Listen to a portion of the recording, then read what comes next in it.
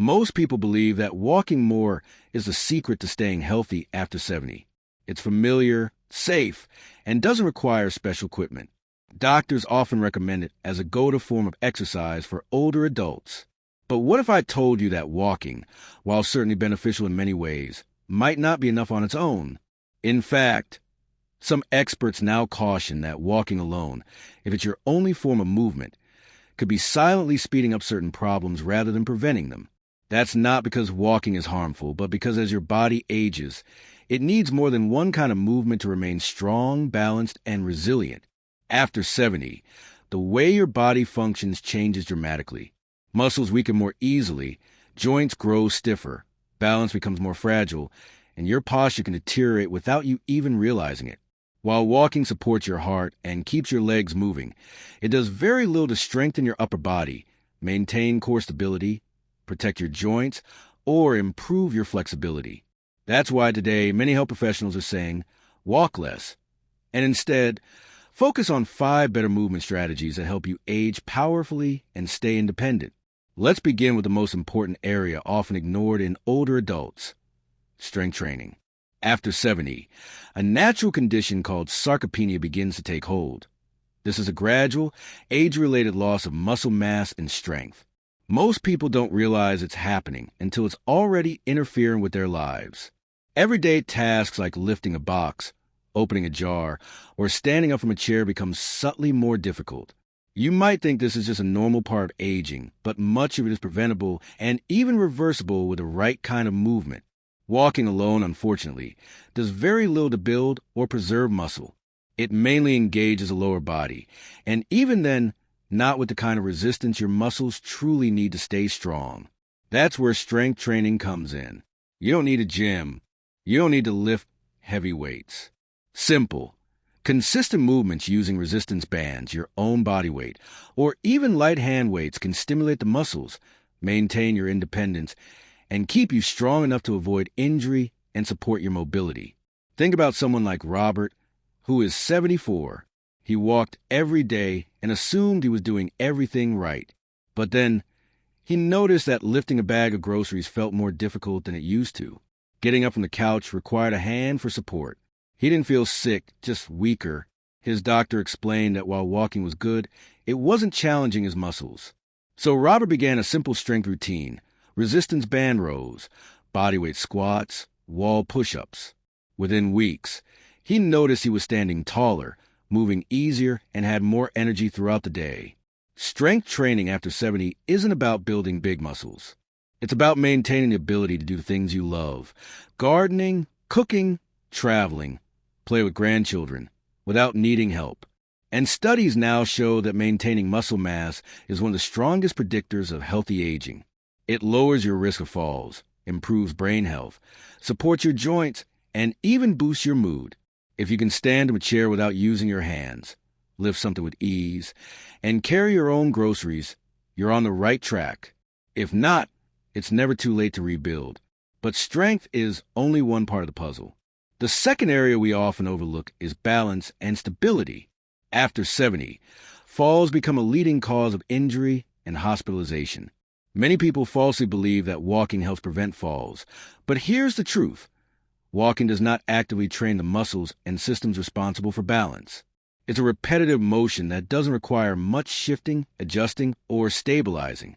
In fact, unless you're walking on uneven surfaces or practicing controlled changes in direction, walking might do little to improve your true balance.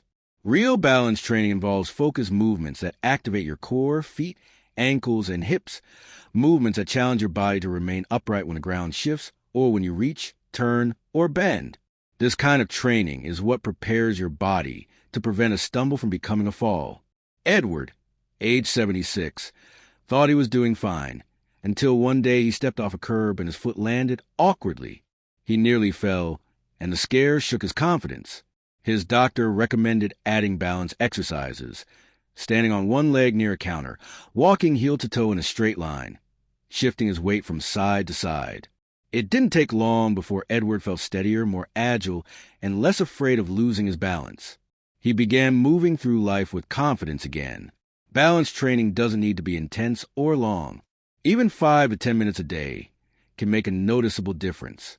And the benefits go beyond fall prevention. Better balance improves your posture, your reaction time, and your sense of control in the world around you. So if you've been walking daily but still feel wobbly when reaching for something or stepping over obstacles, it's time to add focused balance movements to your routine. The third better alternative to walking is focused on something you likely feel every day but rarely treat directly: flexibility and mobility. Over time, joints stiffen, muscles tighten, and your range of motion shrinks. This isn't just uncomfortable, it limits your ability to live freely. When your mobility decreases, so does your independence. You may notice you're having trouble turning your head to reverse the car, reaching up to the top shelf, or bending down to tie your shoe. These are all signs that your flexibility is decreasing. Walking keeps your legs moving, but it doesn't stretch your joints or lengthen your muscles. To maintain freedom in your movements, you must stretch gently, regularly, and with intention. Walter, age 78, walked every morning but was still waking up stiff and achy. He started incorporating gentle mobility exercises: neck rotations, shoulder circles, hip openers, ankle rolls, just 5 to 10 minutes a day. Within a few weeks, he noticed that it was easier to get out of bed. His stride was smoother and his posture improved. Stretching and mobility movements aren't about touching your toes. They're about keeping your joints healthy, your muscles loose, and your body free from tightness and restriction. And when you stay mobile, everything else becomes easier: walking, strength training, even sitting comfortably. Flexibility supports circulation, posture, balance, and even pain reduction. The best part? These exercises are gentle and relaxing. Add them to your morning or evening routine, and your body will thank you. Next, we come to an area almost everyone underestimates: posture and core strength. After 70, posture tends to decline due to muscle imbalances, years of sitting, and gravity slowly pulling us forward. This causes more than just a stooped appearance. It compresses your spine, restricts breathing, adds strain to your joints, and increases your fall risk. Walking doesn't fix posture. In fact, if your posture is poor, walking with misalignment can actually reinforce bad habits. That's why it's critical to focus on posture exercises and core stability. Your core isn't just your abs. It includes all the deep muscles around your spine, pelvis, and abdomen that keep your body aligned and supported. Harold, age 75, started noticing that he was slouching more and feeling strain in his lower back. He began doing posture-focused exercises: wall stands, seated pelvic tilts, and core bracing movements. With consistency, he felt taller, breathed easier, and had less back pain. These simple exercises, when done daily, can retrain your body to stand tall, walk upright, and reduce strain on your spine and joints. And because your core also supports balance, every step becomes safer and more stable. You don't need crunches or planks. Just consistent, controlled activation of your deep core muscles can make a major difference. A strong, upright posture communicates confidence, and more importantly, it helps you move safely and efficiently through your daily life. Finally, let's talk about something very few people think of as an alternative to walking: joint protective, low-impact movements. Walking, especially on hard surfaces or with poor shoes, can place repetitive stress on knees, hips, ankles, and lower back. Over time, that impact can wear down joint cartilage and increase inflammation. That's why older adults often begin experiencing soreness after long walks. It's not just age. It's that joints need protection and variation. Low-impact exercises like swimming, cycling, water aerobics, or even Tai Chi reduce the repetitive load on your joints while still giving you all the benefits of movement: endurance, strength, flexibility, and circulation. Raymond, 77, thought his daily walks were enough until his knees began aching constantly. His doctor suggested substituting some of his walks with swimming and cycling. The difference was almost immediate. The aches diminished, and he felt re-energized.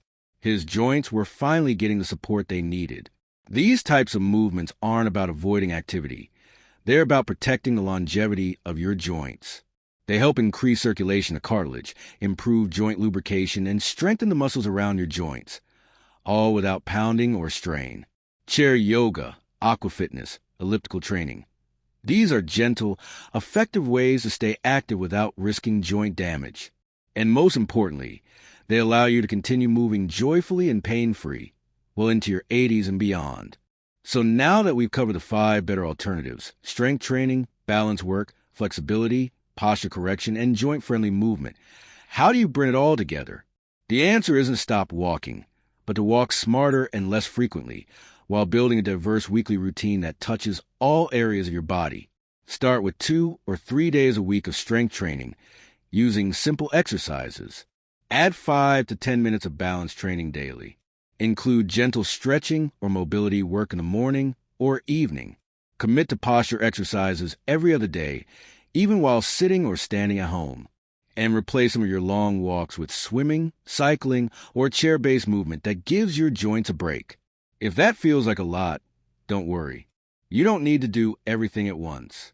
Start with one area, maybe strength, maybe balance, and build gradually. The most important thing is consistency. Motion is medicine, but only when it's the right motion for the body you live in today. After 70, aging well isn't about doing more. It's about doing what matters most. If you're still relying only on walking, this is your gentle wake-up call. Your body is more capable than you think, but it needs smarter support than just steps. If this message resonated with you, we'd love to hear your thoughts. What's one area you plan to focus on this week? Strength, balance, posture, or joint care? Leave a comment below and let us know. Your voice helps inspire others who may be walking the same path with uncertainty or fear. And if you found this video helpful, please consider liking, subscribing, and sharing it with someone you care about. You're never too old to move differently, live better, and feel stronger than you did yesterday. Thank you for watching, and we look forward to seeing you in the next video.